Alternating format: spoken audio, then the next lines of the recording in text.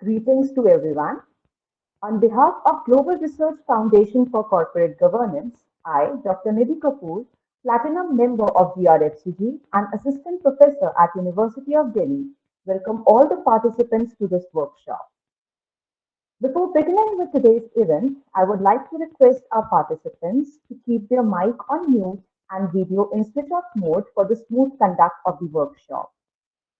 If there are any queries, they can be put through the chat box with participants' name and affiliation. The host will ask queries on your behalf towards the end. Also, a feedback form will be administered towards the end of the session. Kindly fill the feedback form carefully, basis which the e-certificates for participation will be issued. Thank you. GRFCG was established in year 2019 to constantly engage with researchers, academicians, and practitioners operating in the realm of corporate governance. Keeping in line with its objective, the Foundation has been organizing various events and also brings out a biannual refereed journal, Corporate Governance Insight. The past issues of the journal are available on the Foundation's website. You all can have a look at it. Last year, the outburst of COVID-19 led us all to shift towards the online platform of learning. The Foundation, during this time, initiated a series of international webinars in the domain of corporate governance and allied areas to facilitate the dissemination of knowledge and foster deliberations. The first webinar was held on 12th June 2020 on topic Corporate Social Responsibility during COVID-19. Dr. Gerhard Schneider, Director International Management, Labour University, London, and Professor Jaiprakash Sharma, Founding Chairperson of GRFCG, former Head and Dean, Faculty of Commerce and Business, Delhi School of Economics, Delhi University, jointly deliberated on the topic. The second webinar, which was organized on 15th of July, was on the topic The Case for Radical Reform of Corporate Governance, where Dr. Shan Turnbull, Principal, International Institute for Self-Governance, Sydney, Australia, shared interesting and thought-provoking insights on the topic. Next in the series was the webinar organized on 7th of August, wherein the speakers, Professor Gonzalo, a professor of corporate governance, strategic innovation, and family business at Catholic University of Chile, and Professor Magdalena Diaz-Lefort, an economic historian and visiting fellow at University of Chile, deliberated on minding the corporate governing gap, the institutional construction of corporate governance in Latin America, lessons for India. On 26th and 27th September last year, the Foundation organized a two-day faculty development workshop on academic writing for high impact factor journals, where renowned Professor Tilke Lolliker, Chair of Organization and Management at the University of Erfurt, Germany, enlightens the participants in this area. The Foundation has witnessed an overwhelming response from the participants in all its events. The recording of these above said webinars is available on our website in case you have missed it. It is my pleasure to announce that today Foundation is hosting another workshop on topic Perspectives on Corporate Governance and Institutions. Our resource person, Professor Alessandro Zuttuni, is a professor of strategy, Dean, Department of Business and Management, Louis University, Italy. He is also the president of International Corporate Governance Society. Before joining Louis, he had held faculty positions at Bocconi University of Milan and Partenopes University of Naples. Sir earned a bachelor's degree and PhD in business administration from Bocconi University. During his PhD, he spent 1 year at the Snyder Entrepreneurial Research Center, Wharton School, University of Pennsylvania. More recently, he has been visiting fellow at the School of Accountancy, Faculty of Business at Queensland University of Technology, Waseda University of Advanced Studies, and Groningen University. His major interest of research is corporate governance, with a focus on board of directors, governance codes, IPOs, and business groups. Sir's publications appear in several reputed journals like Strategic Management Journal, Journal of Management Studies, Journal of Organizational Behavior, Journal of Business Ethics, Corporate Governance and International Review, Journal of Management and Governance, just to name a few of them. Professor Zeitouni has been screening editor and co-editor-in-chief of Corporate Governance and International Review. He is currently an advisory board member of CGIAR, an editorial board member of Journal of Management Studies, and a consulting editor of Journal of World Business. He has been national representative of URUM and is currently a member of Scientific Council and a fellow of the same organization. Currently, Sir is also a board member of one of the company and a foundation, and at the same time a statutory auditor of a company and an art foundation. We are honored to have you amongst us, sir. We welcome you once again. I would now request Professor Jaiprakash Sharma, sir, founding chairperson of GRFCG, to open the session formally with his welcome address. Over to you, sir. Yeah, good afternoon, everyone present in this event today. Respected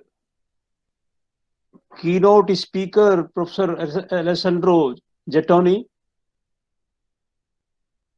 eminent members of GRFCG, Board of Governors, distinguished participants, and the core committee members. It is indeed a matter of pride and privilege for the GRFCG that a globally renowned professor in the area of corporate governance, Professor Zeitouni, is here to talk today on perspective on corporate governance and institutions. We are extremely thankful to him and each of you for joining us and making the event remarkable. There is only one body across the globe doing a serious work in the area of corporate governance, which is USA-based International Corporate Governance Society, ICGS. And Professor Zeitouni is the president of that society. There is only one quality journal in the area of corporate governance titled Corporate Governance and International Review, which the research scholars consider as a Bible in the area of corporate governance. And I am happy to share that Professor Zeitouni has been screening editor and also co-editor-in-chief of this journal. I first met Professor Zeitouni in a conference organized by ICGS. In fact, our board member, Professor T. Talaulkar, introduced me to Professor Zeitouni. When I requested him to suggest some speaker of standing for our conferences or a big event, I met him again in a conference again organized by ICGS, and this time when I contacted him to speak in our 2 days workshop, initially he expressed his inability due to his too many projects and commitments. But when I proposed to him 1 day workshop instead of 2 days. He readily agreed.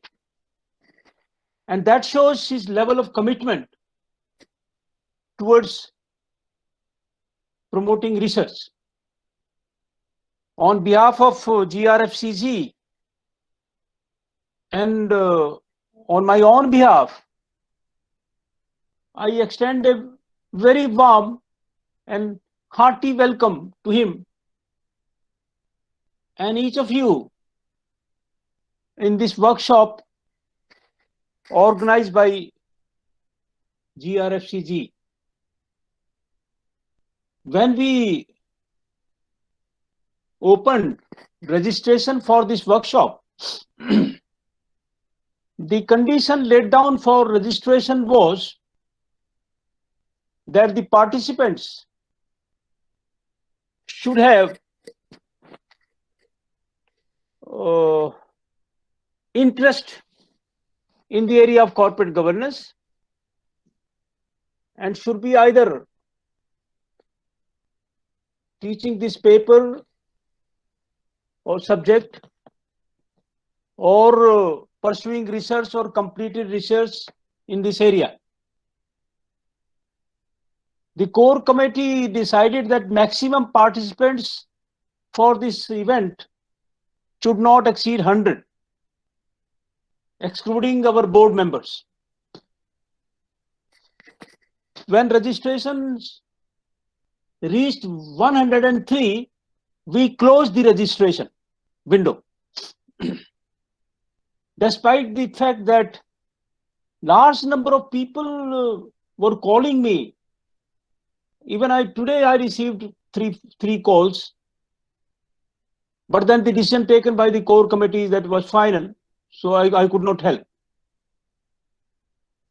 I am very happy to share with you all that out of 103 registrations, 74 are faculty teaching corporate governance, and most of them either completed research in this area, not either, most of them they have completed research in this area. 25 are research scholars pursuing research in this area, corporate governance, from central universities in the country and some of the state universities in India, including the oldest Banaras Hindu Central University, BHU, Central University of South Bihar, Central University of Himachal, Central University of Haryana, Assam, Ambedkar University, Lucknow, IIT Kharagpur, Bodoland University, and few are from the corporate sector, including Mr. Naveen Kumar, who is currently whole-time director in Power Trading Corporation, and another is Power Finance Corporation. Earlier, he has been executive director in two big, I think biggest in the PSUs sector, BHEL and NTPC.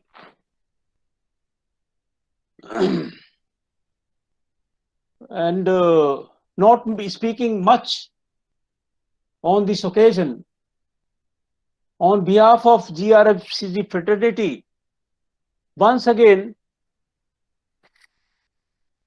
my heartfelt best wishes to everyone, and God bless you. Thank you. Thank you. Thank you, Nidhi. Now you can initiate. Thank you, sir. Thank you so much. It's always, a very proud feeling to be a part of this foundation, especially when you hear that so much participation is being received from across India and even from outside India. Thank you, sir, for enlightening us on the numbers and facts and figures. I would now request our resource person, Professor Zatuni, to take over and enlighten us all with the issue at hand today. Over to you, sir. Thank you. Let me see if we can share my screen.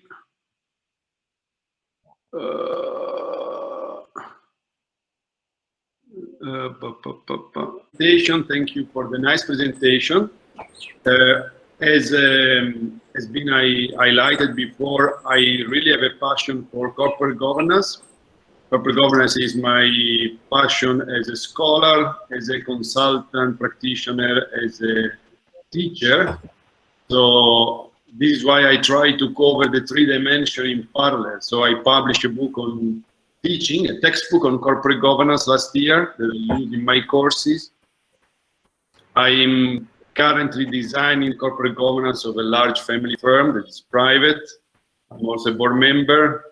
And at the same time, I'm trying to do research on corporate governance with my colleagues, with scholars, with my PhD. And so I really think that corporate governance is quite practical. So we need to try to bridge in some way the gap between theory and practice.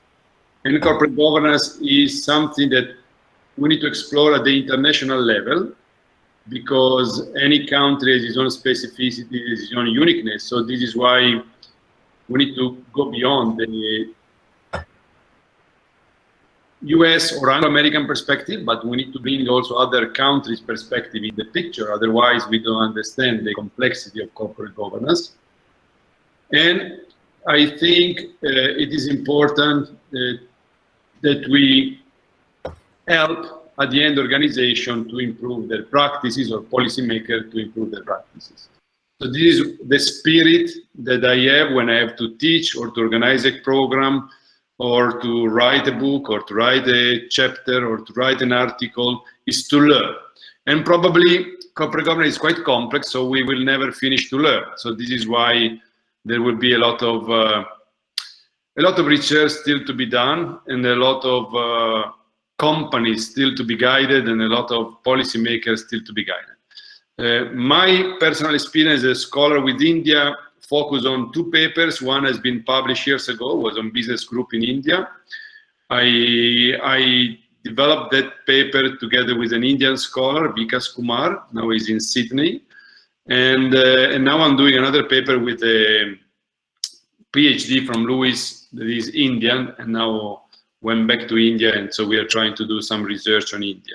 I think India is a quite of interesting country for several reasons, and I will try to share some comment at the end of the presentation, building on the paper, on the abstract that you share with me. Okay, we can go to the first page. Basically, what I will do today to you is to present you a recent review I did on corporate governance institution. Basically, institutions are quite important in corporate governance, we know, and they are quite important in international corporate governance, because anytime you go in another country, you need to learn how institutions work in that country, how institutions can affect firm-level governance, how institutions can affect people behavior. And so this is why, together with three colleagues, we decided to do this review. This review has been published a few months ago in Corporate Governance International Review. Today, okay, stop here. Okay, I will present you. So let's start with a bit of a history of corporate governance and institution. If you think about the history, basically, early studies were mostly focused on Anglo-American, mostly US corporation. And as you remember, in that perspective, corporate governance was about managing widely held companies and try to solve the principal agent problem. So for several decades, this was the main topic in corporate governance. If you look at the international level, I mean, US journal or dominant journal in the field. This lasted very long, and this journal and this paper basically were based on agency theory, and they focus on, firm level governance, board of directors, or executive compensation. Some paper at the beginning were also on takeovers, but basically they were ignoring that corporate governance phenomena could be different in other countries or in other economies. So I know if you read which type of scholar are you in which discipline, but in some discipline there is basically the idea, there was the idea that clearly sooner or later every country will convert to the Anglo-American model, to the Anglo-American institutions. And also if you see the evolution of institutions in India, you have seen a strong development of formal institutions to become more similar to, let's say, what we can call the international practices. At the same time, we know that culture takes a lot to change. And so the informal institutions are still different and they will affect corporate governance. So this is why probably these early studies were good. They provided significant results, but they were a bit limited and biased because they were focused only on some specific institutional settings. The next one, please. Okay, in the 80s and in the 90s, so we changed a bit the focus. Probably some of you remember that the 80s have been the development of what we call comparative corporate governance. So there has been mostly books or studies that were basically comparing and analyzing corporate governance model in several what we can call developed economies. So typically they highlighted the Anglo-American model, the German-Japanese model, and the Latin model. These three models were confronting and contrasting each other to develop you know, the economic development, the social development, and to have better governed companies. These studies focus, for example, on takeover, focus on bank-company relationship, they focus on employee role in corporate governance, they focus on long-term, short-term objective of the company, competition, and so on. This study didn't have a big impact on the field. They were still considered a bit different from corporate governance, but today they are becoming more and more popular and more considered, and I will tell you later why.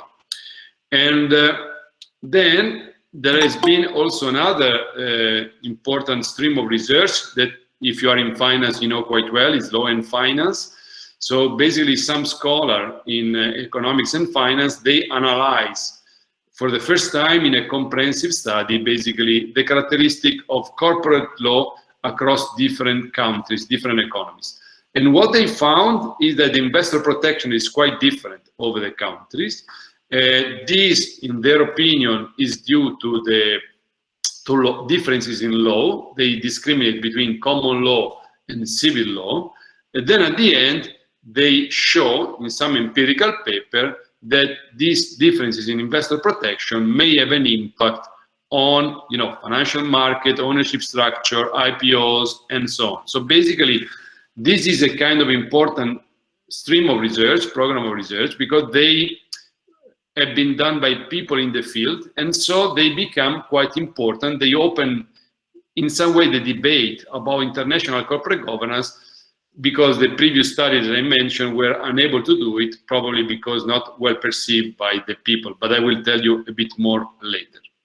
So, next slide, please. The key issue that still is an issue, in my view, is which is the framework I need to use when I want to analyze different countries, different governance models. So as I said before, the early studies compare basically countries, but didn't develop a model. This model has been more recently proposed by two scholars, or maybe by one scholar and other two scholars. One is Wheatley model. Wheatley basically developed the national business system model, where it basically tried to highlight that some type of institution, four type of institution, can affect, basically, it's not really about the corporate governance, but it's about the behavior of companies. So, and it's basically highlight the financial system, the skill and development and control system, the state role in the economy, and trust and authority relation. So Wheatley, you can apply Wheatley. Some scholars, some colleagues are using this model. I did in one recent IPO study. It gives you a kind of comprehensive framework if you want to identify variables and that can affect the phenomena. The other dimension, the limit, is not really on specifically devoted for corporate governance, so it's more devoted about boards or, let's say, people behavior or managers behavior. The second model is Olentzowski's, the varieties of capitalism. This is also quite famous and used by several scholars. They basically discriminate between two different types, the liberal market economies and the coordinated market economies. The limit of this work is basically they are not really focused on corporate governance. And for example, the variety of capitalism is still mostly focused on developed economies. So we miss a bit, and we have colleagues that are expanding the model to include also emerging economies that are now becoming more and more important for corporate governance studies. So these are the two models that you can use. The advantage of the model is they guide the theoretical development, the selection of the basically of the construct that you want to develop. The limit is not clearly so focused on corporate governance, is more broad. It is also sometimes country level more than firm level. Okay, can we go to the next one, please? Yes, so basically, what the issue? The issue is the two frameworks that I just highlighted to you are not so common. So I did in the survey, we searched how many papers cite and build on this framework. I would say not so many. And so still today, most of the studies basically are trying to build on law and finance, or basically change in law, what we call regulatory theory, or theory about the change in law and regulation, how they can impact corporate governance or firms' behavior. So basically, most of the studies are exploring, especially in accounting and finance, the impact of a change in the regulation or the impact of investor protection, national institution, rule of law, on firm-level corporate governance mechanism, or on firm outcomes like underpricing, financial performance, and so on. So basically, this is a kind of, as we will see, a good approach if you want to follow, but still with the bias is still limited, as it is based on what we can call a thin perspective on institution. So basically, this study is built on one institution, typically formal institution, typically based on agency theory or regulatory theory, and they see the impact on firm outcome or governance mechanism. Management and organization scholars are usually a bit broad. They try to focus on links, on relationship, and this is, I will show you later, also provide some theoretical results that are quite intriguing, probably more intriguing than the accounting and finance, that are instead more rigorous and more robust, as I will show you in a while. So they basically try to integrate two theories, as we will see, agency theory and institutional theory.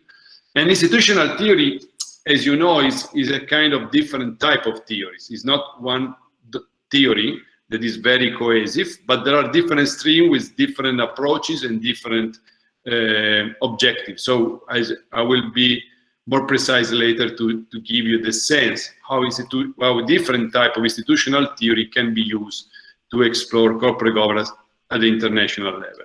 So this was just the preliminary research that we did. We just checked about previous studies. We had a quick look.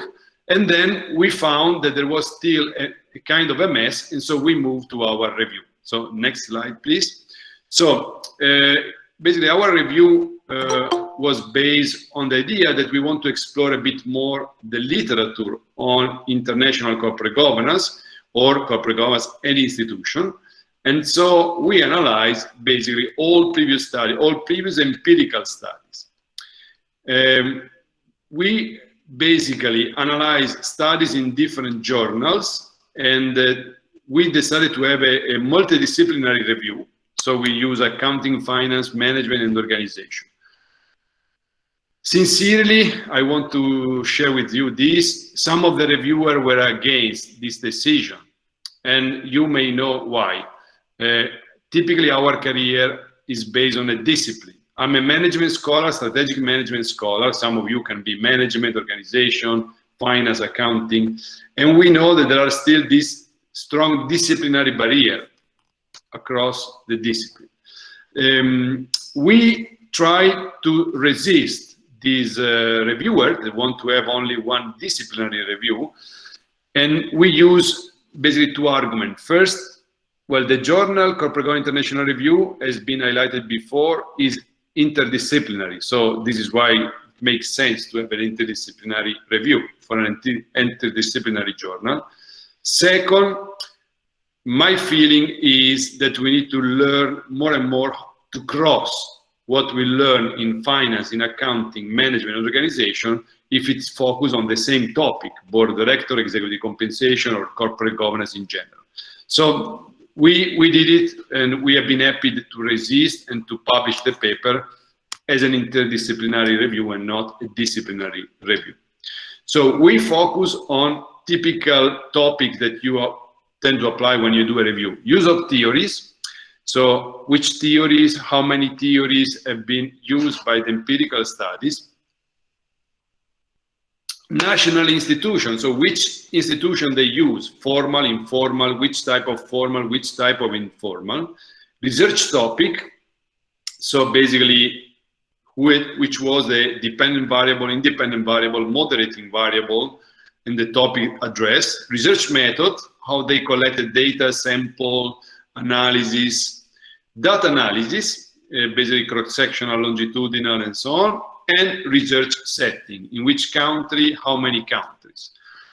So next slide, please. I want to show you the publication trends. That is quite interesting. So don't consider 2019 because we have only 6 months. So basically it's a partial year covered. If you look about the number of papers published every year on corporate governance institution, you can clearly see a trend that is going upward.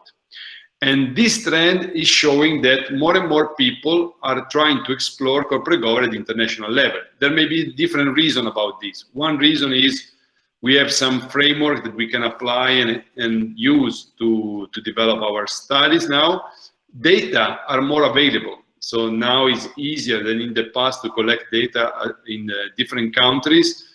Just to show you that in Italy, 10 years ago, there was no data. You need to collect by hand. I was collecting one by one from the annual report of companies. Today, you have something that you can find in data set that is much easier to collect. So clearly, this creates the importance to analyze corporate governance at international level and to try to explore the complexity of corporate governance across countries. So next one, please. So number of studies. What we did, we found 165 relevant empirical papers, so quite significant number, and you have seen that they are growing over time, in 30 journals. The first one was 1993, and the last one was clearly the last year we considered. Most of the studies are in accounting and finance, 108, and 57 are in management and organization. So this probably highlights that accounting and finance scholars using regulatory agency or law and finance approach, they have been able to develop and to use rule of law, investor protection in a huge number of studies. The leading accounting and finance journal, Journal of Corporate Finance, almost 30 paper, 29 paper, and then in management, the leading journal was Academy of Management Journal with 8. It's good to see, obviously, that corporate governance is the most important journal. As also Professor Sharma said before, it's the leading journal in the field, and so with 44 papers, it was the most important one in the debate. The annual number of articles, as you can see, increased over time. And typically, the work that we already highlighted of Laporta and colleagues, they really stimulated research. And after the publication of that work at the end of the 90s, basically, there has been an increasing number of papers published in corporate governance and institution. Next one will be the table where we can see, well, it's difficult to see, but basically it presents all the information I presented before. So, okay, thank you. You can see corporate governance by far 44. You can see general corporate finance 29, and the total number of papers. And you can see that finance has basically 2/3, and management and organization 1/3 of study. Okay, we can go on. Thank you. Okay, the empirical frameworks. Well, this is a kind of typical comment you can have if you analyze finance, accounting, or management and organization studies. Typically, management scholars, you know, tend to develop more time and more care to develop theories, new theories, as you can get an easy rejection if you don't have a theoretical implication at the end. So basically, they tend to use a bit more of theories than the accounting and finance studies. Accounting and finance studies are quite simple in terms of theory. Sometimes they don't have even an explicit theory, but when they have a theory, they typically use agency theory. That is, you know, the dominant theory in corporate governance, or what we call regulatory theory, like the law in finance. So as a result, we can go to the theoretical frameworks below, the next page. You can see that basically, if you can, okay, thank you. You can see that accounting and finance paper have on average less than one theory. As I said before, some studies didn't have an explicit theory, while major organizations have almost 2 theories. And these 2 theories are in most of the paper agency and institutional theory. Agency is a theory at firm level, institutional theory is a theory at country level. The institution considered, as you can see also here, is typically about 2 for paper in management organization, and is typically, I don't see, is something more than 1 for paper in accounting and finance. This means, and I will show you later, that when you develop a study on institution from a management organization, you sometimes use at least 2 institutions. Sometimes you select one formal institution, one informal institution. This is a typical approach you may find. While accounting and finance, they may use only 1 or maybe a bit more of institution. Another interesting characteristic is at the bottom of the page. Paper in accounting and finance, they look about the performance by far. So performance is more than half of the paper. So the role of institution is analyzed in relation to firm performance. How institution affect firm level performance. So how country level institution affect firm level performance. While if you analyze the role of institution in management studies, they basically are more focused on mechanism, how they affect corporate governance mechanism, so the board of directors, the executive compensation, and so on.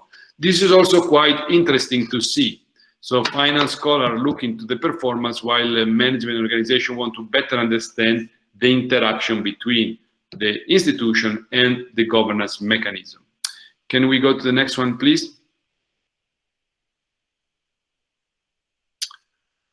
Okay.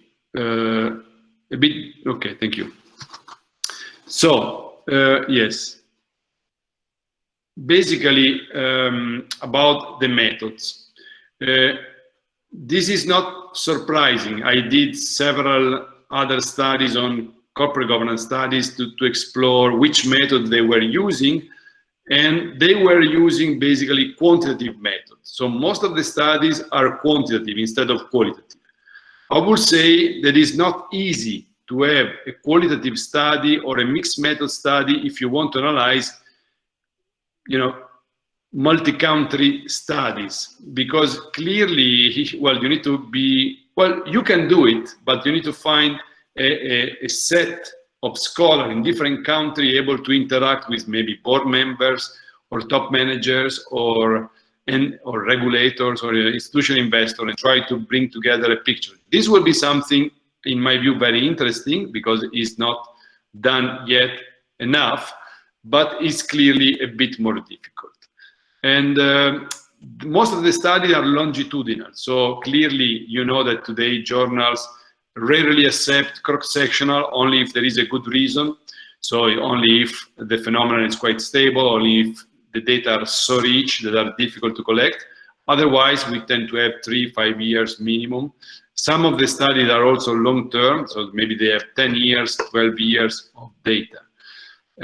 What we found interesting is in management organization studies, there is a bit of a trend to go to multi-level studies, so studies that try to take into account industry, firm level, country level, dimension of variables, or fuzzy set qualitative comparative studies.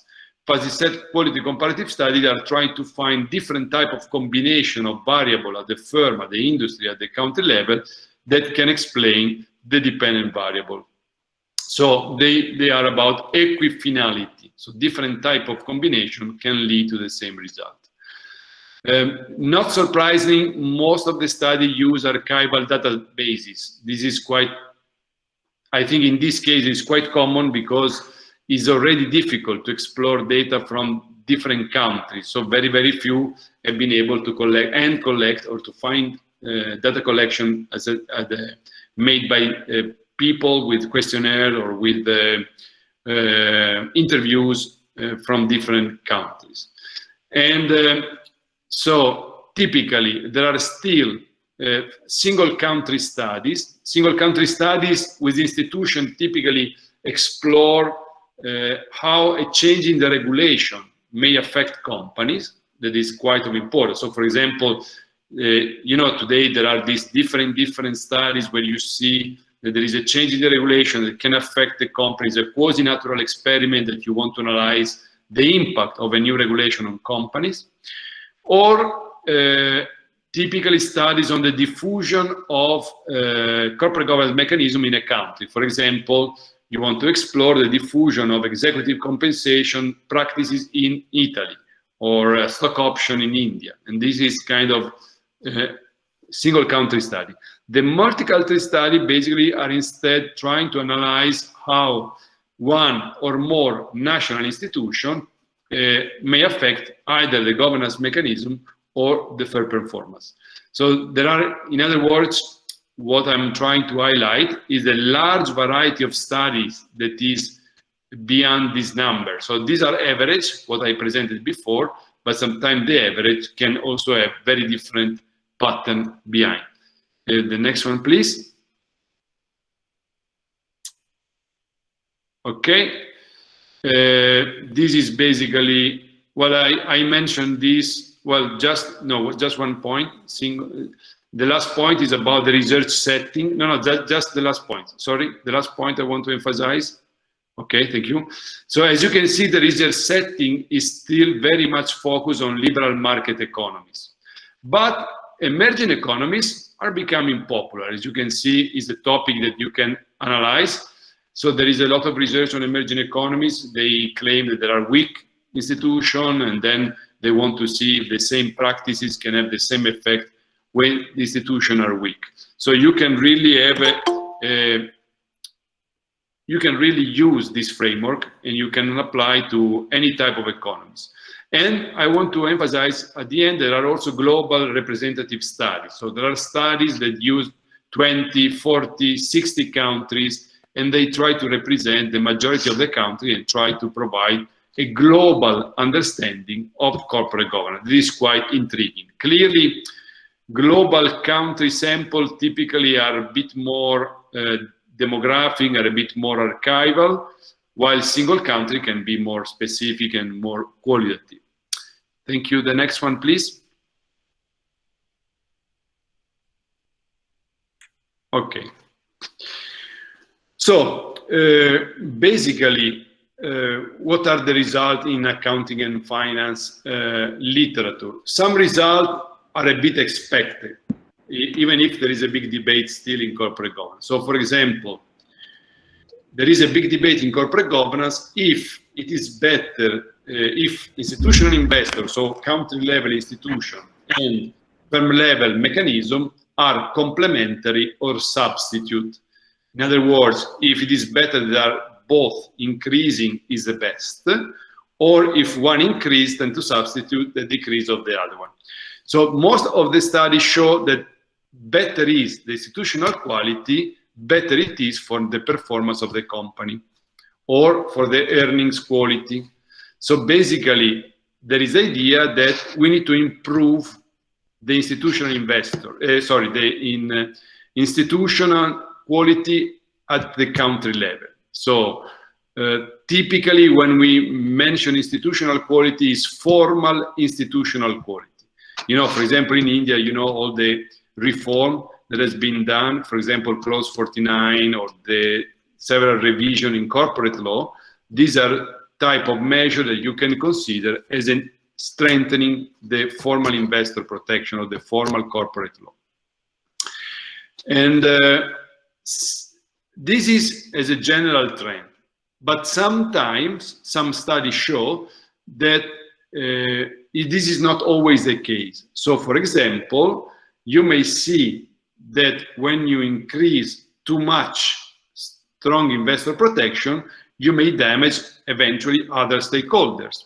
And so you can also see that sometimes there is too much protection of some interest at the expense of others. Or sometimes when you increase too much the formal institution, you increase also the cost for companies. So this is why we need to consider that in some countries, like the most regulated countries, sometimes we can also have reached the level of quality that is optimal.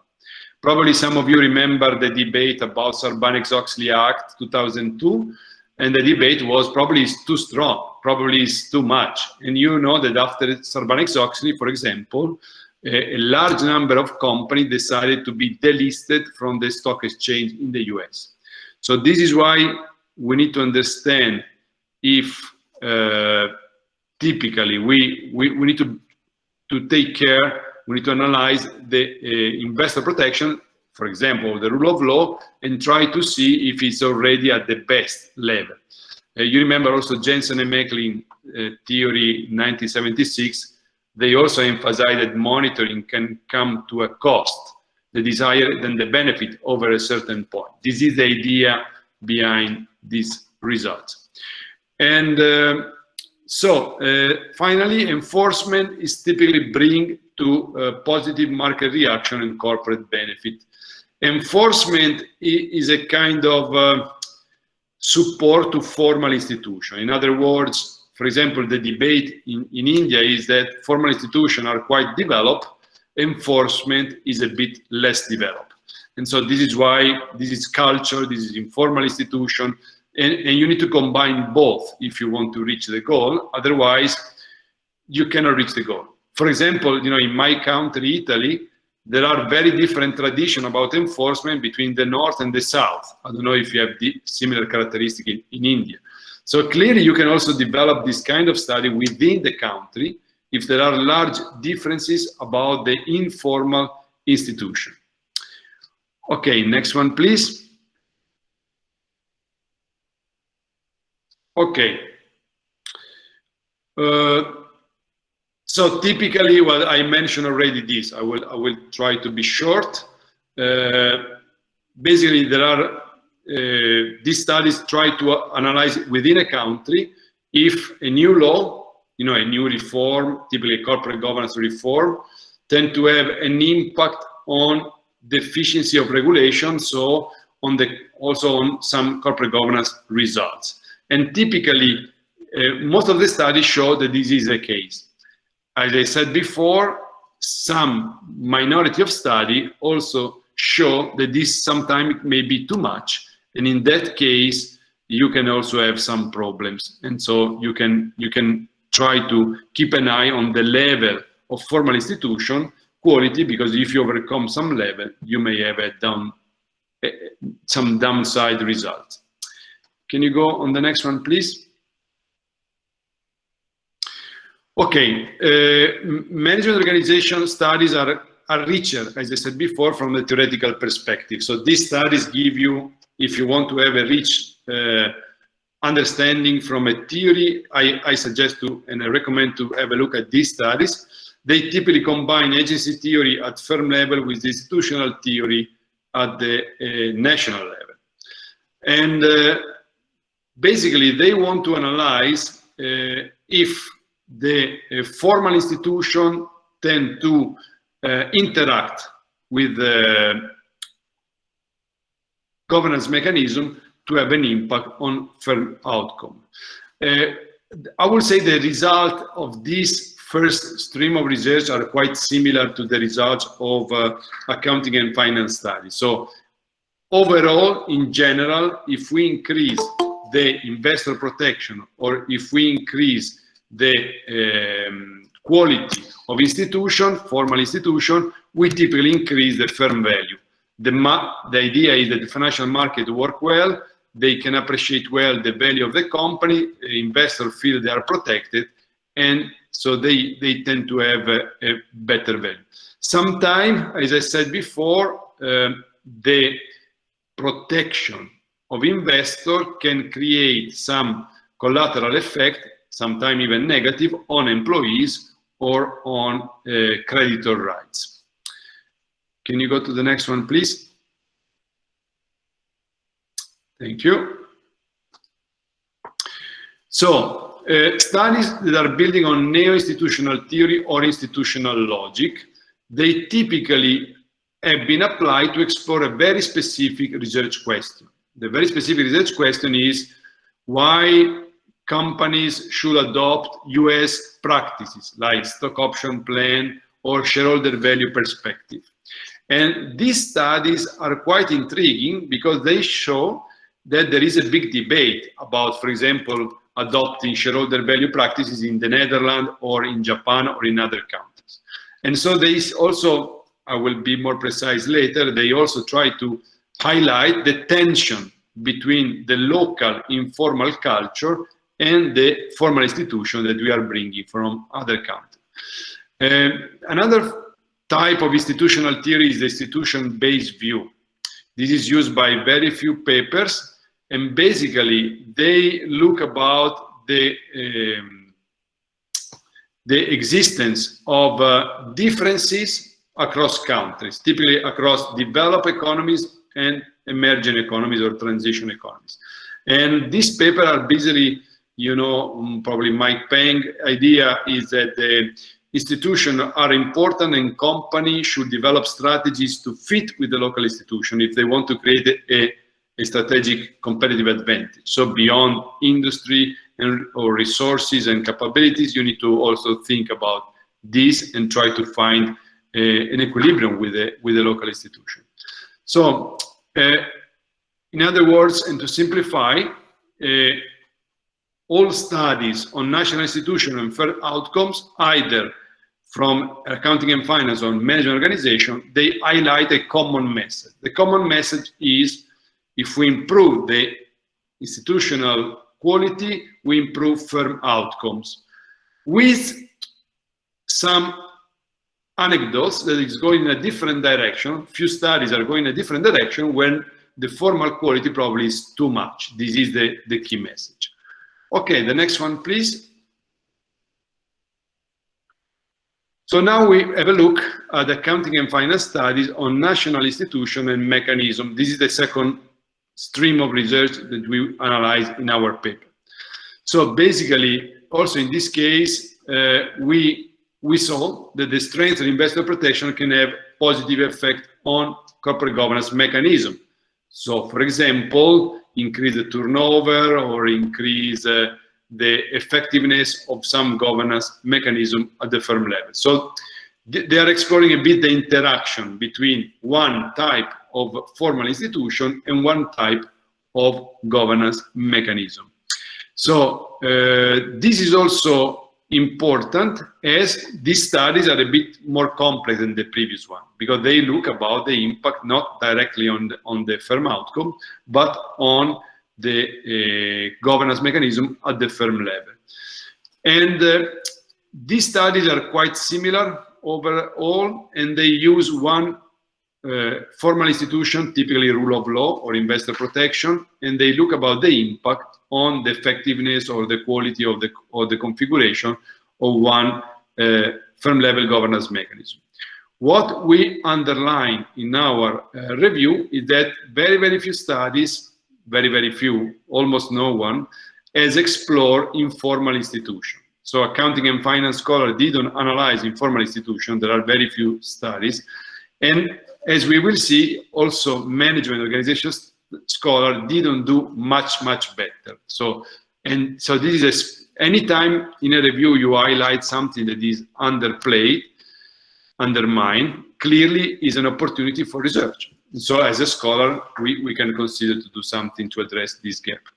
Next one, please. Okay, this is quite a broad area of research, management and organization study on national institution and mechanism. So they typically analyze the impact on institution, on mechanism, and they use different type of theoretical framework, typically based on institutional theory. So, for example, as I mentioned before, the adoption of some Anglo-American practices. And these studies, I did also some of these in Italy, are providing a very interesting result that is not developed by accounting and finance studies. When you want to implement, for example, stock option plan in Germany or in Italy, everybody think and underline you want to adopt a stock option plan to increase shareholder value. Obviously, this is the rationale. But then you will see, I remember in Italy, in my case, that most of the stock option plan are used in company with clearly controlling shareholder, typically family companies, and the same family member that are at the top of the company receive stock options. So, in my view, this is quite interesting result because you see that, well, you call promoters or you can call dominant shareholder as you like. You claim that you need stock option because it's a widely held company while the company is strictly controlled by family, sometimes with more than 50% of the shares. You claim that you need stock option to align management incentive to shareholder value, and then you find that most of these incentives are going to shareholders that play a leading role in the company.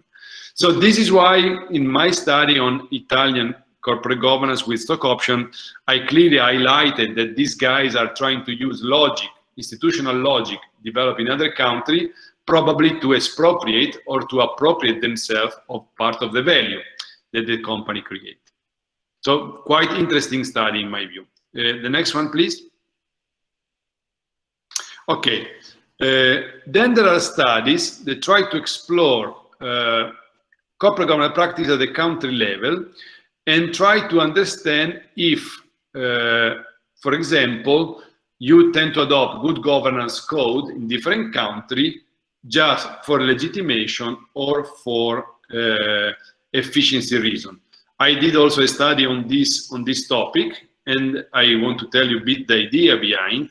So I was looking at Italian corporate governance, that is clearly my main empirical base, and I was seeing that they tend to adopt a good governance code, but I know from people that are in the committee that there was a kind of a struggle between people that want to import the international best practices and people that want to protect their own influence on the company. I think this happens everywhere in the world.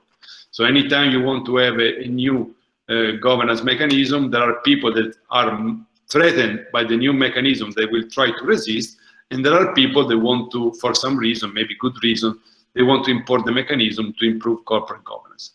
So this is quite interesting because the two rationale are clearly working at the same time, and they clearly have an effect on the phenomena at the end. So they both play a role.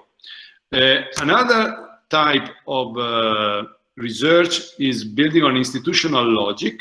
Institutional logic means the dominant logic that you can apply to explain reason, to explain mechanism, to explain actions. And basically they try to analyze the adoption of, for example, a shareholder logic in companies with a stakeholder logic.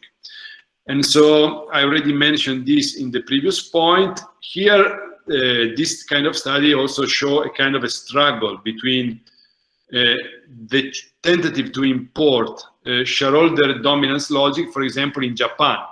Japan is a stakeholder capitalist system. And so there are people that try to say we are doing the American model only to please institutional investors from the US, but within the company they want to protect the stakeholder logic. So quite interesting. In other words, some of us is exploring corporate governance only from the shareholder perspective, but if we broaden the debate to the stakeholder, we can see that different stakeholders can have different views about the corporate governance practice that we want to develop and import. The next one, please. Thank you. So then we have studies on comparative capitalism. Typically they use the two models that I highlighted before, Olensowskis and Whitley. They typically see that there is a kind of complexity or kind of complementary and substitutive relationship between firm level and country level institution. So basically, these studies, some of the studies use a fuzzy set qualitative comparative analysis. As I said before, this is a new technique, relatively new technique. It's around since 10 years, more or less. And some people use these techniques to show that there are different type of combination of firm level and country level variable that can interact and interplay to produce the same result. And you know, this was quite interesting to see some of these studies, because basically what they say is the picture is a bit more complex than has been represented until now. And the final type of study is based on new institutional economics. New institutional economics is basically is built on Douglas North, and is close to the idea that more informal institution, better quality of informal institution will produce better results. And so this is quite similar also to the accounting and finance studies, and also the results are quite similar. So they say that it is good to improve corporate governance quality at the institution, and this will affect also firm outcomes. Okay, let's go to the next one, that is the final stream of research, the third stream of research, that is about national institution, corporate governance mechanism, and firm outcome. So the final stream is about interaction.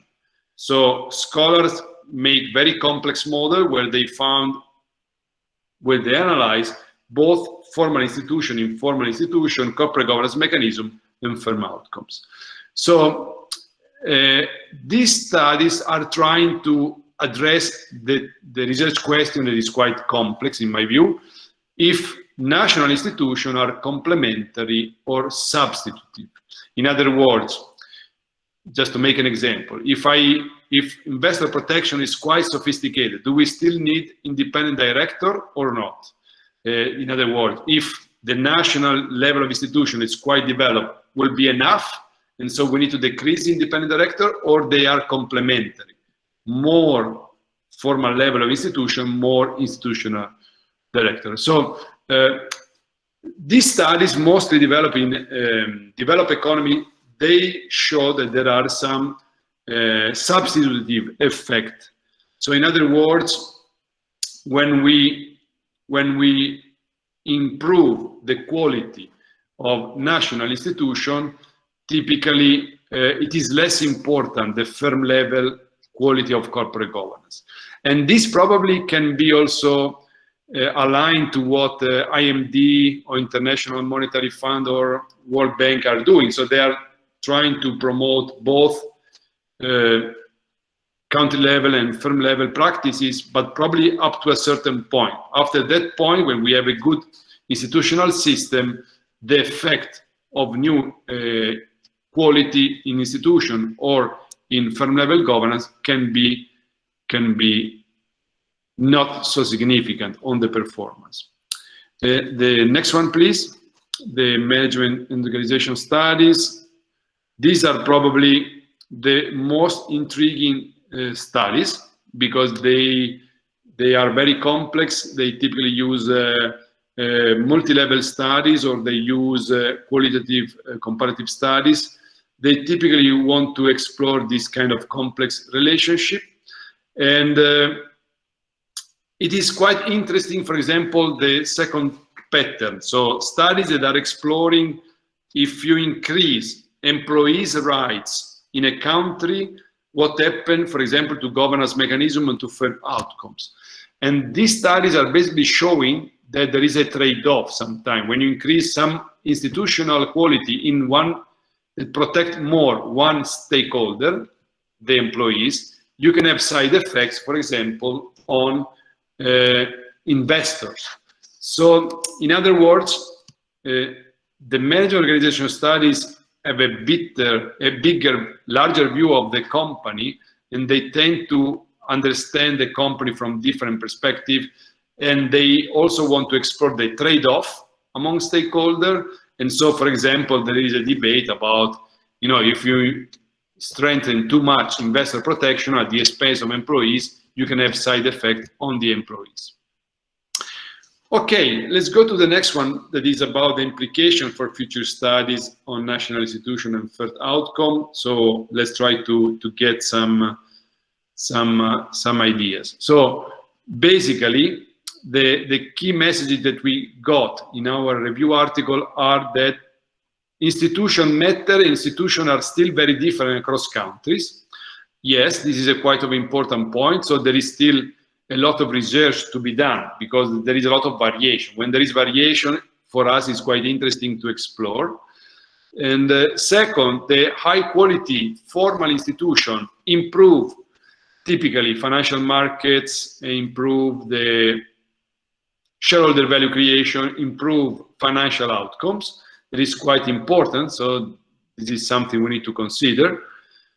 Second, strong investor protection can also produce unintended consequences. In other words, it's not always good. That is quite important. So sometimes there are some downside effects, some unintended effects that we can explore, and this make our research quite interesting.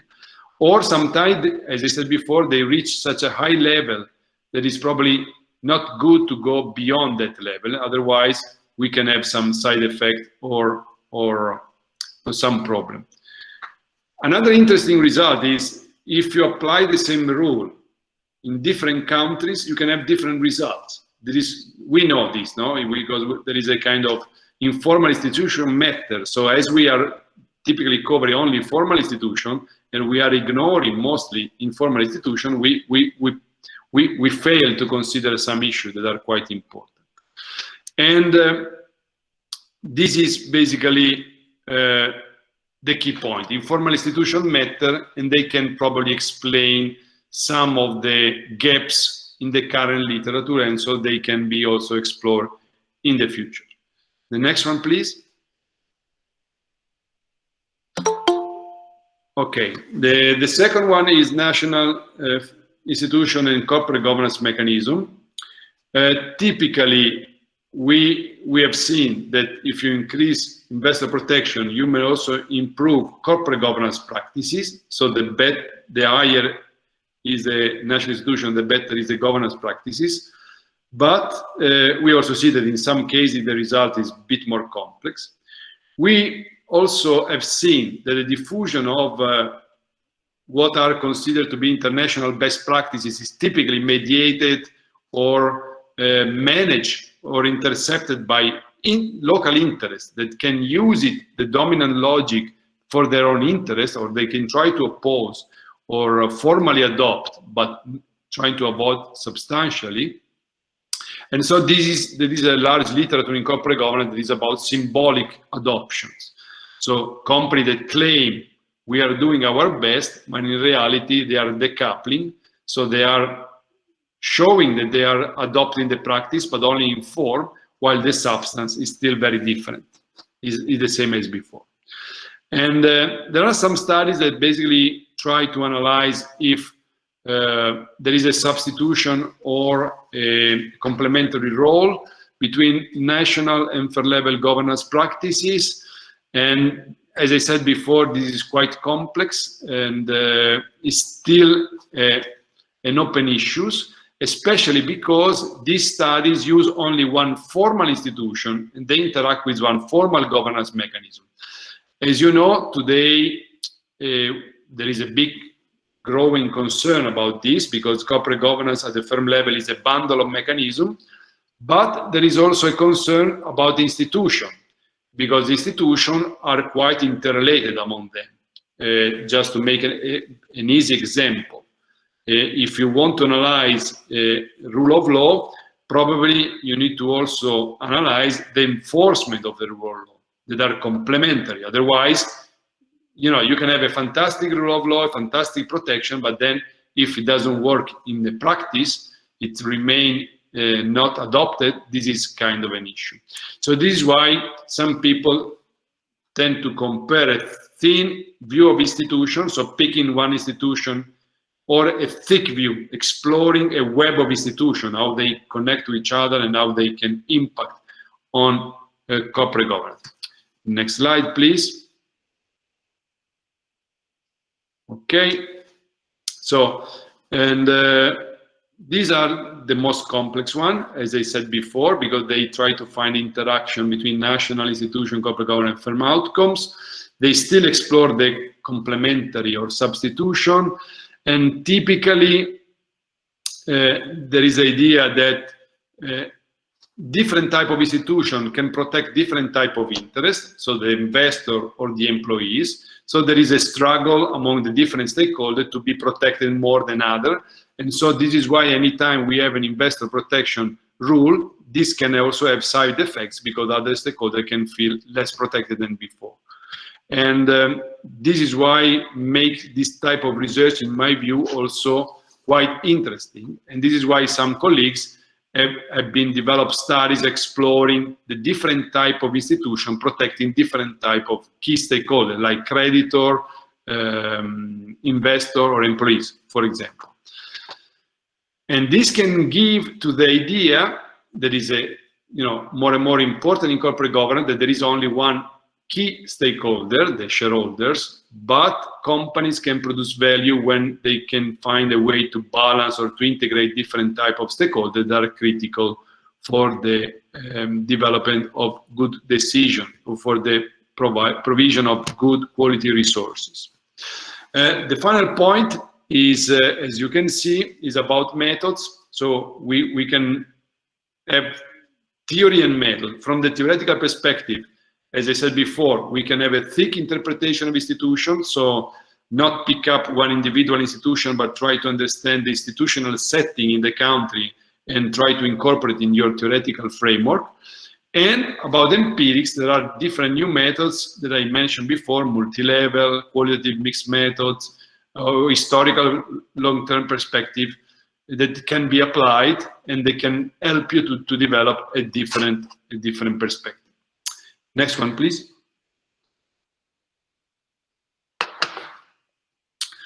Okay, I'm sorry if some slides has different font, but it's due that I'm using Apple, and when you apply in a different computer, there is some change. I will send you the PDF after the presentation, so you can see my presentation in a proper format. And I would say that there are synergies between accounting and finance and management organization, and typically both are a bit undermining informal institution. That is an issue, as I said before, and they tend to consider companies located in one country. So, for example, Italian companies are Italian, Indian companies are Indian, but as we know, some multinational companies have multi-country sites. And maybe they are listed in different countries, maybe they have managers from different nationalities. So probably in the future, we need to try to understand a bit more if it is enough to use a dummy variable to analyze companies, like all Italian companies are the same, all Indian companies are the same, or we want to explore a bit more. The major differences are about methods and theories, as I said before, but we know management and organization studies tend to develop much more sophisticated theoretical frameworks, trying to integrating more and more institutional theory, while accounting and finance studies are very rigorous. They use a lot of tests for endogeneity, a lot of tests to robustness tests or additional analysis that are typically not always so developed in management and organization study. we go to the next one, please? I will be very short on the investor implication, on the practical implication. I think the result that I present you clearly can be useful also for policymaker. I don't know if some of you is a policymaker, but clearly when you need to introduce a new regulation, a new law, or a new change in the formal institution, you need to consider other variables like corporate governance mechanism, informal institution, because they can really interact. And so, for example, just let me present you something that you probably know. I'm speaking about Italy now, so you know better than me India. But for example, you can have more independent directors, but you can also select independent directors that have, for example, weak personality, not strong competence, maybe in some way friends or related to the dominant shareholders. They will be not quite effective. If you are not competent, if you are there only to get some additional fees for your reputation game, doesn't help the company to be better in terms of good governance. The next one, please.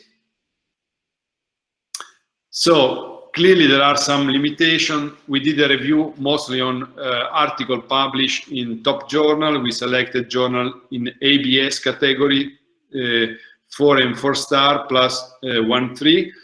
And so I will say that it's quite difficult to do a review. So anytime you do a review, you need to have some guidelines, select the paper, otherwise it becomes quite difficult to select all type of paper. So the second point is we use some keywords. So maybe if you use different keywords, you can reach a different sample and maybe to find different paper to analyze. The next one, please. Okay. I finished now the presentation of our review paper. If you like, I can go to the abstract, or if you want, we can have a few minutes for the question and answer. We have a bit of delay, so I let you decide what is the best, what is the tradition of this group of people working together.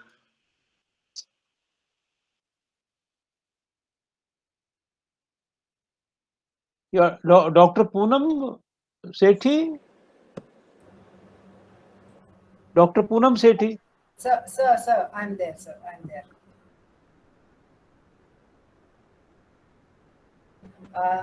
Thank you, Professor Zettoni. I am Dr. Poonam Sethi, member GRFCG. A very good morning, good evening, and namaste to everyone present here. Professor Zettoni, that was a deeply insightful session. You have presented a very structured review of CG and institutions. The evolution of literature on the subject gave us an overall perspective as to how the concept is evolving, and also provided insights for future research as we strive to improve the relationships that can strengthen the framework of national institutions, CG, and the firm outcomes. Well, now we are excited to move to the second round of the workshop, Abstracts Deliberations, by none other than Professor Zettoni himself, whose inputs will add the Midas touch and help the authors convert their abstracts into full-fledged papers, loaded with all the golden key inputs that he's going to provide. And in fact, it is a new format of workshop that we have adopted to make it relevant for participants, as always. And the response to submission of abstracts was overwhelming, I would like to state here. But due to paucity of time, only few of them could be accommodated for deliberations. So without further ado, we start with the process. Professor Zettoni, may I? Professor Zettoni, are you ready? Yes. Okay. So I was giving only sharing the title and probably the crux of the abstract.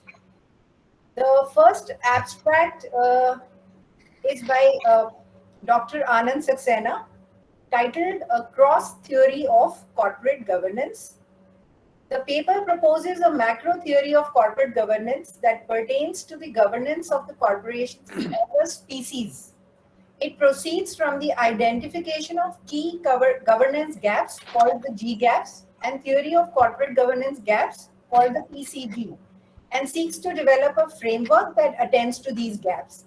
Given that corporations today indeed are multinational, the macro theory proposed here is global, international, and national in its scope. So I would also request Dr. Anand to unmute himself in case Professor Zettoni requires it. Can I suggest I prepare one slide trying to keep together all the 5 papers?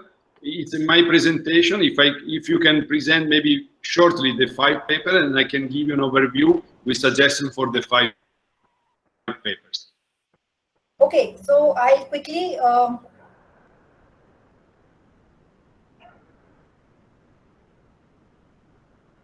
I'll probably quickly share what those 5 abstracts are, and then you can give us an overall perspective on how to go about it. Perfect. Yes. And the second abstract chosen today is Corporate Governance and Bankruptcy in Indian Institutions. That's by Shasta Gupta, a PhD scholar at DU, Delhi University. The purpose of this study is to gauge the efficacy of theories of corporate governance in alleviating bankruptcy in the Indian context. The study aims to use logistic regression and Cox proportional hazard model on a sample of 240 firm observations. That's the second. The third one is by Bunny Singh Bhatia, another research scholar at Delhi University, which talks about impact of corporate governance on the tendency to pay dividend, a Tobit-Probit model approach. And the objective of this paper is to investigate the impact of corporate governance variables like board independence, board size, and CEO duality on the tendency to pay dividend using a sample of large Indian companies. And they use Tobit-Probit regression techniques. The fourth abstract is has been submitted by Walid Mutahar Abdul Hadi Al Ahdal, which is titled Corporate Social Responsibility and Environmental Sustainability, Empirical Evidence from China and India Polluted Companies. So basically, they are investigating the impact of corporate social responsibility on companies' decision to disclose environmental information for the sample of 2,000 firm year observations from polluted firms listed on China and Indian stock exchanges from 2011 up to 2020. And the last one here is a proposal by Anshu, a research scholar with HPKV Business School, along with Professor Mohinder Singh, Professor and Dean, HPKV Business School.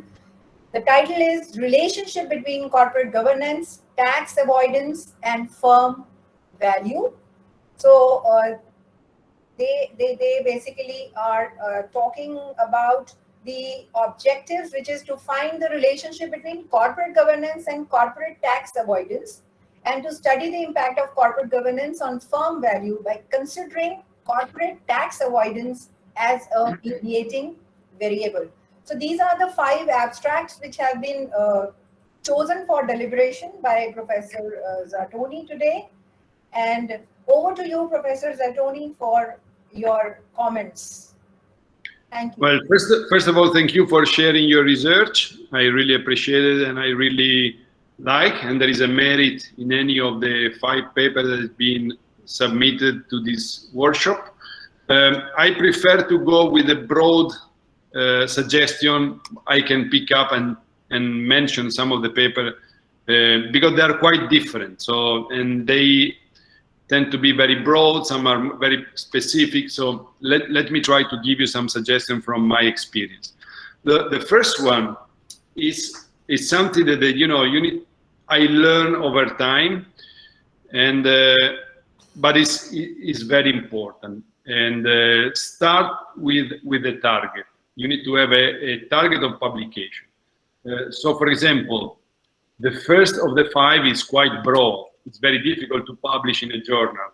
A journal wants to be something very specific, very with theoretical nodes that are quite robust and sophisticated, with a lot of you know, you need to be more focused on the detail. In Italy, we have a tradition. Before, you know, 20 years ago, I have to shift from Italian background to international background, and I abandoned this kind of over-comprehensive view, because this was the Italian view, and it's quite important if you have your audience. So probably I was thinking for a book. In a book, you can have a comprehensive view, and you can also explain how important it is, such a big framework on corporate governance, multinational companies. And I would say we have a gap. More difficult to do it in a journal paper.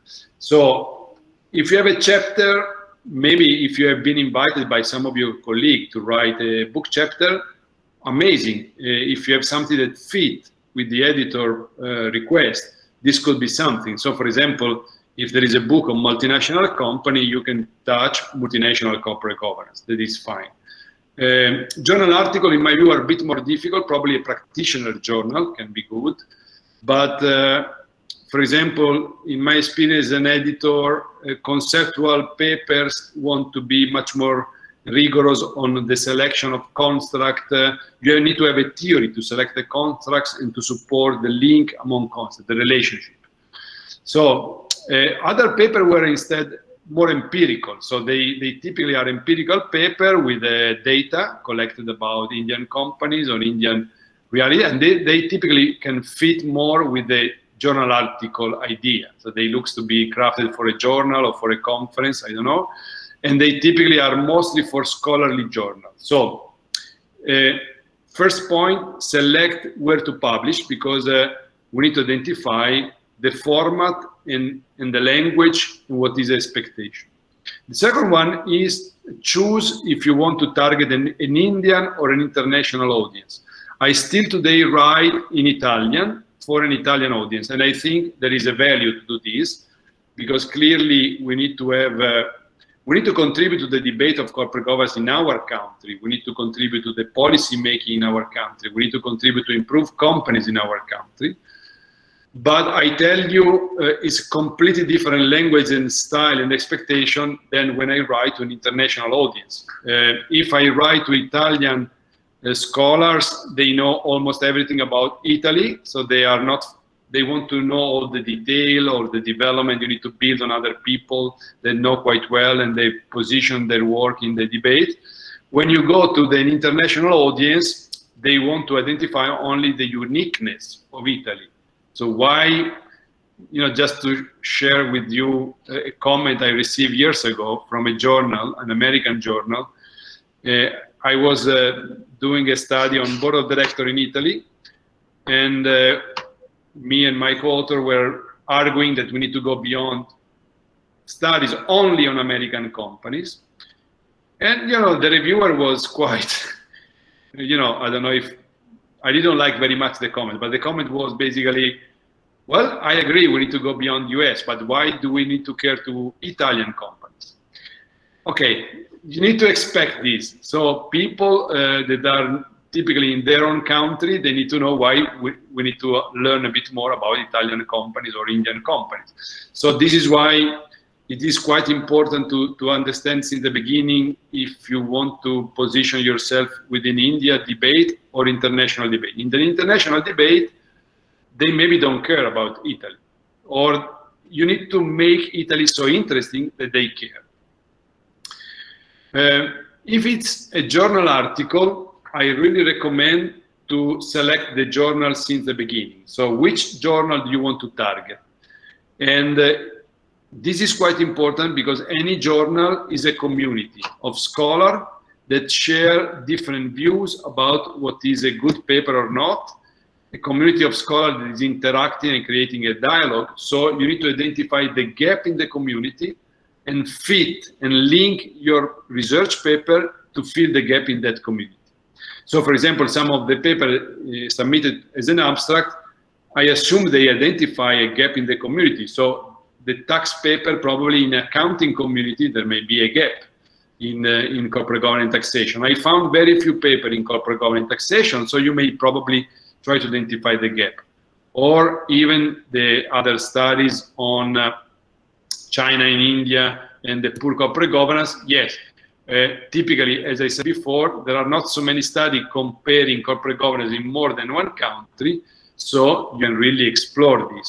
Or corporate governance and dividend, you need to position yourself in what do we know about corporate governance and dividend overall in different countries, and why India matter and why India can contribute and can enrich our understanding in that specific journal.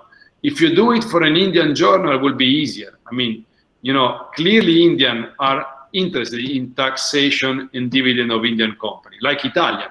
Anytime I write corporate governance in Italy, there is somebody that is interested because they are Italian. But when you go to an international journal, you need to try to fill the gap and to link your specific paper to the debate in that specific journal. Be careful about the replication studies. Replication studies are good because you can basically import the theoretical framework and replicate the theoretical framework from another study, maybe developed in the US or in China or whatever it is. But then, for example, in Management Scholar, you have an issue that is the theoretical implication. And typically, when you replicate the study, the theoretical implication is, I don't see any theoretical implication. I don't see anything valuable from a theoretical perspective. So my suggestion is be careful to use these replication studies. They can be useful, but they have a big limit. That in Management Organization Journal, they are difficult to be published because the reviewer clearly knows the literature and will say, well, but I already seen paper with that framework and they say this. You basically more or less say the same. I don't see any interest. Unless, but then I'm going to the last 2 points that are the most important in my view for you. So I suggest when I do research in Italy, I try to do research that make Italy unique. And I think you need to try to do the same with the Indian institutional setting. So there is anything in India that is unique, that is worth to explore. In my view, first should be unique or, you know, more emphasized. I don't want to say unique, something that is quite evident. And second should be generalizable. So because if it is completely unique and very distant from anything in the world, it will be difficult to generalize your study to other studies and to the framework that we have in research. So some suggestion based on my understanding of India, it could be, you know, my study on business group was quite interesting, and you know that there's plenty of study on business group in India. Why? Well, I think business group in India has been quite developed for some reason. First of all, you know, 2 Harvard scholars pick up the topic and so they diffuse all over the world. Second, you have data. There is a data set where you can identify if company is part of business group or not. 3, you have the empirical phenomenon. Business group were not present in the US, so you can really provide a contribution to the debate. So this is just an example. Promoters can be something unique. We don't have promoter in Italy. I know there is also a debate about promoters now. You want to change the regulation, and I think this could be good because if you move from promoter to owners or shareholders, can be more easy to understand and probably also, I think, more relevant because my understanding is that promoter start the company, but they can be diluted over time while shareholders still have a power. So I don't know, you are more expert than me on India, but this is, for example, something you may explore and you may analyze. Data. I realized from an Indian colleague from Groningen that there is a new law about CSR investment reporting. So this is something you can explore. It's something that maybe you don't find this data in other countries, and you can find access easily, and you can try to have an impact on this. Or, you know, anything that is specific on institution, anything that, you know, can provide you some very specific institution. I don't know which type of institution can be very specific or very unique and can be also be generalizable in the world. But this is something you may try to do. So in a nutshell, I think, and my suggestion is, first of all, try to identify what is the outlet.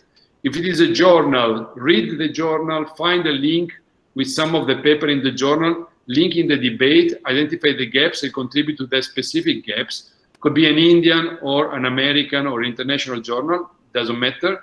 And try to develop something that is quite unique. So your research should provide a theoretical contribution. And I think sometimes institution make our data, makes our setting unique. And you may sell this uniqueness in a proper way to convey to a general audience at the international level, and you may succeed. This will enrich the understanding of Indian corporate governance outside India, but probably will also help the Indian corporate governance scholar to have a better understanding about India compared to other settings. So this was my suggestion and takeaways based on the paper I read.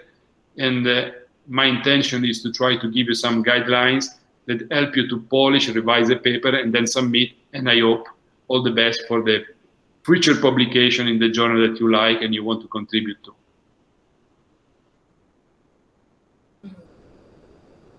That was indeed very useful. I am very sure in terms of what you have shared here. Identify your target, find the gap, explore Indian institutional setting, and weave in the relevance of India from the point of view of phenomena, data availability, institutions. I am very sure the authors will gain a lot of, I would say, they will be able to up the quality of their paper and make it more suitable for publication. So thank you, Professor Zatoni, for sharing your knowledge, which is, I must admit, limitless. And I can proudly say that GRFCG has given all of us a golden opportunity to take a sneak peek at the wonder world of knowledge and deep insights that you possess. But without sounding too greedy, I must admit that this session has left us longing for more. And we hope that we will be able to have a slice of your valuable time and knowledge at some later date in the calendar, at your convenience, of course. And I'm sure that the expert inputs provided by you will prove to be that magical wand which will help the researchers convert their abstracts into quality, full-fledged papers. And Dr. Nidhi has already enlightened us with what Professor Zatoni has given to the academic world of corporate governance, and we experienced it hands-on in this session. Today's session was indeed immersive, and the hand-holding will go a long way for the researchers as well as other attendees. Some of the key takeaways of this session hovered around certain aspects, which are as follows. Like developing a thicker understanding of the national institutional context, allowing us to better understand how national institutions impact both governance mechanisms and firm outcome. It helps us to analyze powerful stakeholders' influence on the various relationships, has facilitated a better understanding of the role played by informal institutions, develop policies or design, that's more from the practitioner's point of view, develop policies or design governance mechanisms, taking into consideration country, industry, and firm level contingencies. So thank you so much, Professor Zatoni, for sparing your valuable time for GRFCG fraternity and all others present here. And I would be failing in my duty if I do not thank people who deserve a special mention. Dr. Poonam, question answer. Yeah, questions, okay. please. Okay, I'm so There sorry. are some raise of hands. Some raise. Yes, so let's quickly take a look at the questions that are there in the chat box. Professor A.D. Amar has raised his hand. I'm so sorry. We don't have it in chat box, but I think Professor A.D. Amar and Naveen Thank Kumar you. will ask you questions. Yeah. Thank you. Thank you, Professor Zatoni. It was a very informative and comprehensive review you provided, and I'm sure we all can gain from this. My question is pertaining to the United States and what India has done with regard to corporate social responsibility by requiring all companies of a particular size to pay 2% towards charity and corporate social responsibility. In United States, on the contrary, corporations take pride in not paying taxes, particularly the young one and the richer ones, and those that still have a center figure, the founder figure who do not want to pay taxes. How would you react and suggest the Indian idea or Indian concept of 2% or some minimum that has to go towards CSR? Well, first of all, thank you very much for the question that touch a very important point in my view. I don't understand why we don't criticize enough these large companies that pay basically 0.1 taxes percent, and they're considered to be well-governed companies. No, they are typically admired, and they are companies that probably give also donation. I think this is an issue from a competitive perspective, first of all, because they are getting a huge amount of money. So especially the new economy or the dematerialization of goods and services is clearly a big issue. And you know that President Biden and other people around the world are trying to address this, because otherwise this brings to inequality. So for example, only in my country, we can lose several billion taxes because of these companies move all their revenues in Ireland or in other tax haven countries. So this is clearly destroy the equality or the fairness of the competitive system, and is a big issue that we need to address. About the India proposal, I would say this proposal is more aligned, in my view, with the current debate about corporate governance and the evolution of shareholder versus stakeholder view of the company. And I'm more and more considering and advising company to learn from their stakeholder, to try to integrate their decision with stakeholder views and try to engage them in some way. So from a formal perspective, it is clearly positive. From a substantial perspective, it depends how they use these funds, because I don't know. So I don't know how they use this fund, where they will go.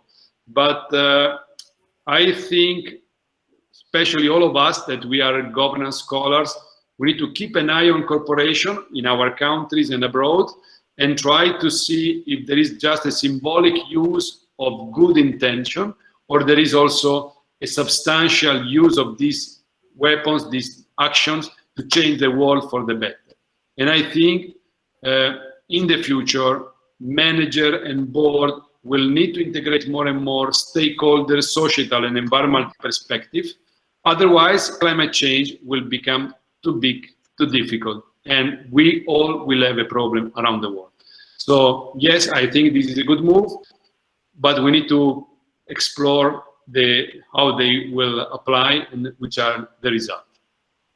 Thank you.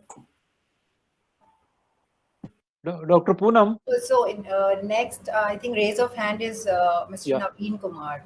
Yeah, please. Sir, please. So you are on mute. Yes. Yeah, Mr. Naveen Kumar is the whole-time director, PTC and Power Finance Corporation.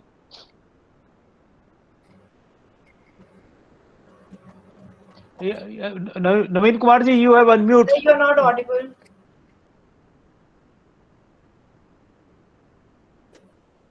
So there is a mic button towards the lower side of your desktop. You'll have to press on that. Now you are unmuted.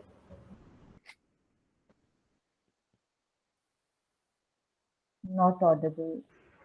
But you're not audible, sir. Maybe your laptop microphone is off.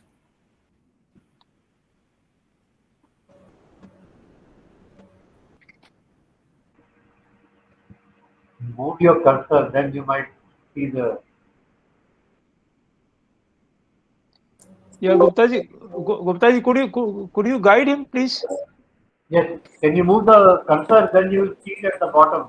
Naveenji, move the mouse and then you will see a red thing at the bottom of the screen. Just It seems he has done that, but there is some problem of unlocking of mic from the laptop or desktop he's using. So you can just type your question in the chat box, and Poonam ma'am will read it out. Is it fine, Poonam ma'am? Yes, perfect. Yeah. So meanwhile, should we take up the next? Yeah, please. Yeah. Yeah. Naveen, sir, you can type your question in the chat box. Yes, Dr. Anand Saxena is the. Could you unmute yourself? Yes. Thank you so much, Dr. Poonam, for giving this opportunity. Professor Stoning, the framework, especially the review that we have done, is with respect to the accounting and finance approaches and management and organization approaches, and how these approaches kind of permeate through the CG institutions and firm performance. This is the kind of a framework that I could envision from the review. I have two queries. Of course, these pertain to the paper that we are doing, but I hope this will generally appeal to the revered professors here. One, so what would be the impact of relaxation of assumption of a single company, a single country company? As you said, that most studies presume that a particular corporation is located in a particular country, right? But we know that most corporations these days are actually multinational. So if we relax this assumption, then how does our understanding or or the framework of corporate governance change? Secondly, all these studies and the entire review has focused either on the impact on institutions or impact on performance or impact of institutions on performance or a combination of these, right? And throughout, again, the assumption seems to be firm performance, corporate governance leads to firm performance, and firm performance maybe leads to some larger goal. What if we were to reverse the logic and we take the logic that whatever is good for the world at large is also good for the good for the firm in question, and therefore we take a macro view, a macrocosmic view of the issue of corporate governance rather than the microcosmic view which most studies seem to be taking. Obviously, it will complicate. Obviously, there will be a little bit of normative and utopian elements coming in. But do you see a merit in this kind of a proposal? Well, first of all, thank you. And yeah, the first point I underlined in the presentation is clearly a limitation of the current studies, and probably you can try to address with I don't know, some qualitative studies or trying to get different type of information. As we mentioned before, a company use vehicle in different country to reduce taxation, and this clearly makes also is a key advantage to be a multinational company with respect to a local company. And so they can also import practices, or they can learn practices from other country where they have another listing or another connection. Typically, what we do in corporate governance, sometimes we control for listing or something like this, but we don't do enough. And this is clearly something we can do in the future. Can you be more specific on the second question, please? Yeah. The second question pertains to the issue of or the focus of corporate governance on firm performance, right? And if we are talking about corporate governance reforms or codes, idea is to bring about what you call pro bono or what you call summum bonum effects on the world, big problems that the world faces. So presumption is that the firm performance will lead to those outcomes also, either through TBL or QBL or whatever. What if we reverse the logic and we look at corporate governance in the macro sense of the term as furthering the SDG agenda, for example? And I got it. I think this is a big issue that is growing and growing. As you know, there is a debate today on ESG. There is a debate on social and environmental reporting. I think there is something we need to learn a bit more. That is how these different type of dimensions interact. There are people that argue that you can combine in a win-win solution. There are people that think there is always a trade-off.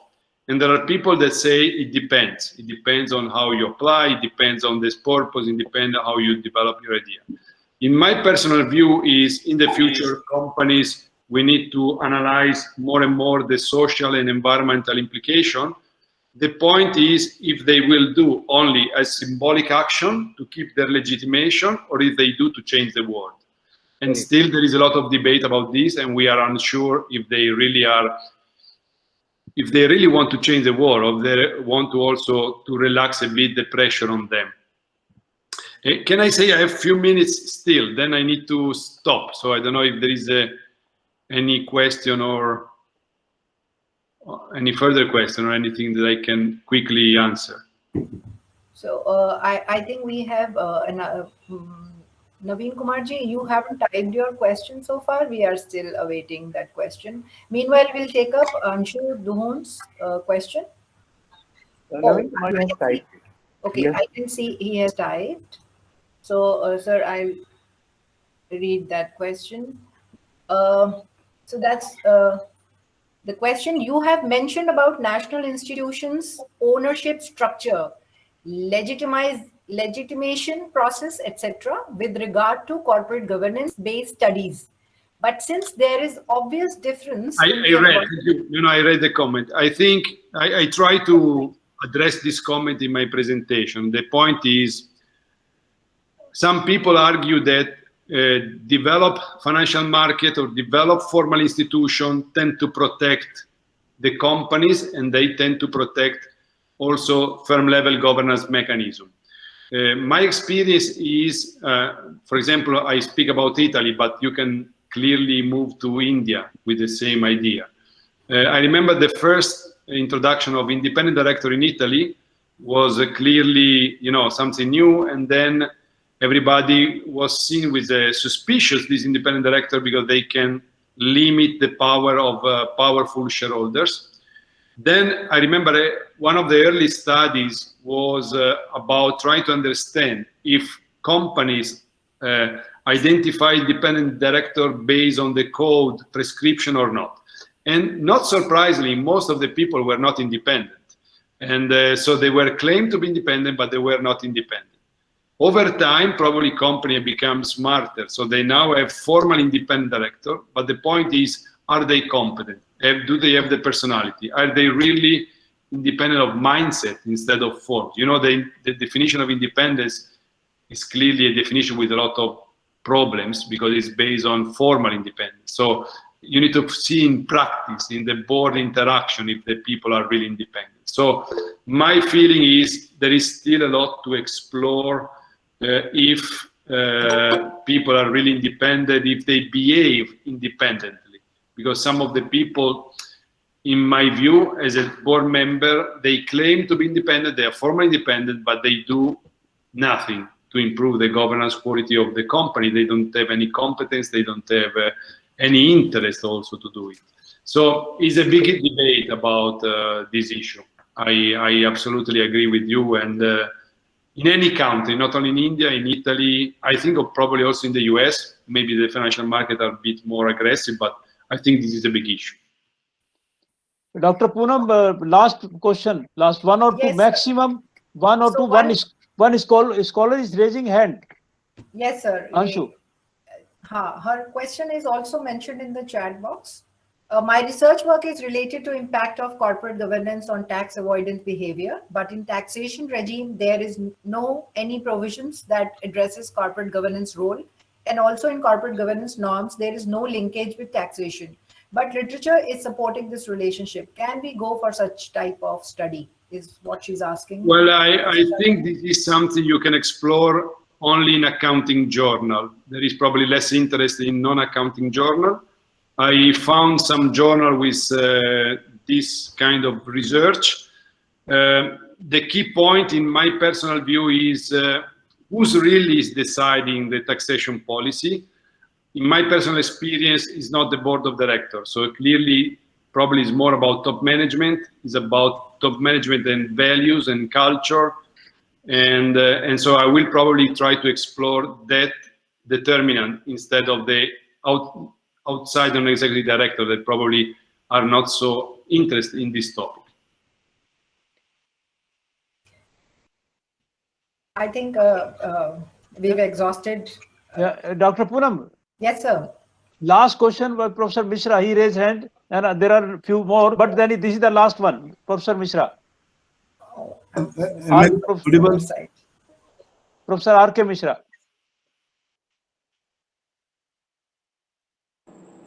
So you need to unmute, Mishra sir. Am I audible now? Yes, yeah, please. Yes, sir. Yes, sir. No. So you have again gone on. Yeah, mute. please unmute yourself. Okay. Can we have a study of corporations in some countries, about their monopoly pricing power? You take India, and what we find is that 20 companies in the entire spectrum of corporate world are earning 90% of profits. 20 companies, 20 top companies in India, profits earned by them is 90% of the total profits earned by all the corporate sector companies in India. So why can't we have, I think, a study? We must, I think, look into this. How does it happen? What the problem over there? Is there a nexus between them and the government? Is there a nexus between them, and some other parties? This is one thing, because this affects people as such, I think, who consume their products and who live in those countries. So India is one, but I can give you a list. I think there is an investment fund which has gone into the monopoly, pricing power of these big corporates, and at least there are 20 countries out of 200 where 90% profits are earned by top 10 or 20 companies. Do you think that? I think this is more about country level regulation of industries, about monopolies, about probably regulation of subsidies across markets. Is a big issue what you are raising. I agree with you, and it's about fairness. It's about equity in the country, distribution of wealth. This is also another big issue everywhere. Distribution of wealth is becoming more and more concentrated in few hands. There are studies also at the international level that try to explore this, but you can also do something at the local level, obviously, and probably this is something where you can bring some implication, some policy implication, because it looks to be, from what you say, a big issue to address or to partially address. Thank you. I think we'll put a stop to the questions as of now. However, Professor Zettoni is still available on his email ID. We can post questions there. Anyways, we move forward from here. Thank you so much, Professor Zettoni, for sparing your valuable time for the GRFCG fraternity and all others who are present here. And I would also take this opportunity to thank people who deserve a special mention, as their continued support and faith in GRFCG has magically helped it grow from a fledgling organization to an accomplished one. Professor J.P. Sharma, founding chairperson, GRFCG, whose relentless pursuit for excellence has given us wings. The foresightedness in bringing GRFCG into existence, which is now serving as a vehicle of common good, is indeed laudable and makes all of us proud to be a member of this foundation led by him. The benefits of his hard work, commitment to the cause of collective good, and bringing only the best in the field to his people establishes him as a visionary and a leader we are proud to be associated with. We hope the legacy created by him will grow by leaps and bounds, and no words are enough to thank him for his rich contribution to the field of corporate governance. Thank you, our Honorable Chairperson, Professor J.P. Sharma. Our eclectic, oh yes, we can do that. Because we have no time to speak, so we can only clap. Thank you very much. It's an honor and a pleasure to be with you today. I hope it will give you some push to do something to improve corporate governance in your country, your companies, and this is something we all should do because there is a need of corporate governance scholars in my view, more and more. Indeed, that's true. That's true. Our eclectic BOGs, that's the Board of Governors, who rally constantly behind the foundation, have been a source of strength and pride. Doyens of their respective industries, they bring diversity to our board, making it unique and complete. They always find time. It's a Sunday evening, remember? They always find time to participate in the foundation activities with a lot of enthusiasm. A special thank you to our board members. And I must thank them, especially Professor A.D. Amar, Professor Maria Cristina Meena R., Professor R.K. Mishra, Professor Ratan Sharma, Professor Nikhil Bhushan Dey, Professor S.P. Kala, Professor E. Nixon Singh, Professor Twinkle Krusty, Dr. K.S. Bhati, and Mr. B.S. Harith. They have been our guiding lights, providing us all kind of support that is required to convert an organization into one which has international presence. Other than that, participation of some of the eminent academics and practitioners also deserves a special mention. We would like to thank them for sparing their valuable time, especially on a Sunday, I'll repeat. Naveen Kumarji, full-time director with PFC and BTC. Mr. Ajay Gupta ji, consultant DU. Professor Sunena Kanodia, Professor Urvashi Sharma, Professor Amit Singh from Department of Commerce, University of Delhi, and Professor Saurabh as well. Thank you for your presence. And I would also like to thank all the participants, without whom any webinar is incomplete, for being with us throughout this session. Before we announce the closure of the session, I would like to gently remind all the participants to submit their feedback forms, basis which their e-certificates will be issued. Meanwhile, our journal, Corporate Governance Insight, has been gaining recognition in corporate governance arena. 5 editions are already in circulation and available on our website. It is a biannual peer-reviewed journal with the objective of promoting and disseminating new knowledge and research in corporate governance and other allied areas at a global level. The journal seeks to provide a platform for both academia and business community to share research and experiential insights in the area of corporate governance, corporate social responsibility, corporate finance, sustainable business, and other related areas. And there is no publication fee that is charged by GRFCG for publication in the journal, which makes it stand out. Author guidelines are available at our website. Authors may mail their manuscripts for possible publication in the journal at journal@grfcg.in. And the foundation, in its commitment to lifelong learning, will be back soon with another gem in knowledge sharing series. Till then, stay tuned. Thank you once again, Professor Zatoni, and namaste to everyone. Thank you everyone for sparing your valuable time. Goodbye. Till we. Thank you. Thank you, everyone. Thank you. Thank you, sir. Thank you all. Thank you. Thank you so much. Thank you. Thank you, sir. Heartiest congratulations.